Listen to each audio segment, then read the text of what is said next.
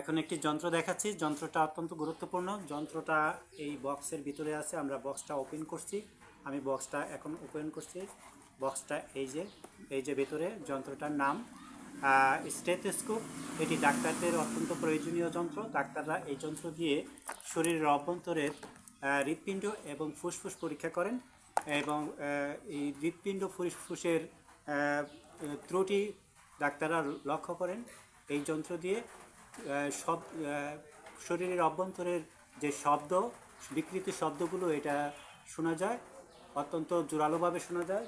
যন্ত্রটা কয়েকটা পার্ট আছে। এই যে ডায়াফ্রাম, একটা পাইপটার এখানে দুই ভাগে বিভক্ত।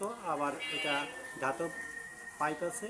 এর মাথায় কানে দেওয়ার মতো উপযুক্ত একটা অংশ বাড়তি, যেটা কানে প্রয়োগ করে ডাক্তাররা বুকের শব্দ মাপে, বুকের শব্দ অনুভব করে এবং বুকের সমস্যা থাকলে, অর্থাৎ ফুসফুস এবং হৃদযন্ত্রের ভিতরে যে সমস্যা আছে সেই সমস্যাগুলো এই যন্ত্র দিয়ে পরীক্ষা করে থাকেন।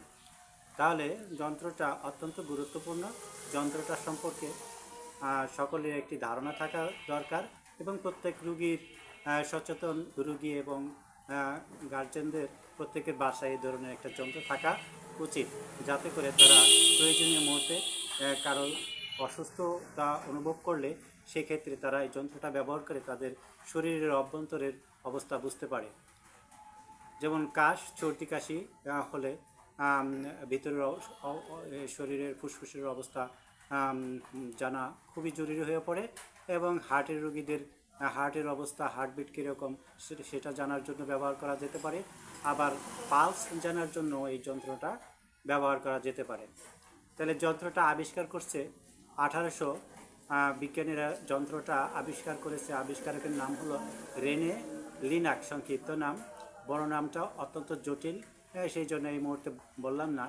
রেনে লিনেক যন্ত্রটা 1816 খ্রিস্টাব্দে আবিষ্কার করেছে। যন্ত্রটা অত্যন্ত জরুরি। বর্তমানে এই যন্ত্র দুই প্রকারের, একটা হলো ডিজিটাল স্টেথোস্কোপ আর একটা হলো অ্যানালগ স্টেথোস্কোপ। এটা অ্যানালগ স্টেথোস্কোপ। এই যন্ত্রের এখানে দুই মাথা থাকে, দুইটি অংশ থাকে। এটার মধ্যে দুইটি পার্ট, দুই কানে দেওয়া যায়, আবার এক কানে দেওয়ার মতো যন্ত্র আছে। হ্যাঁ, এটা অ্যানালগ স্টেথোস্কোপ।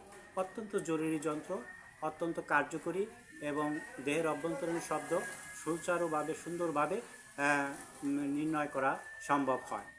ধন্যবাদ আপনাদের সকলকে।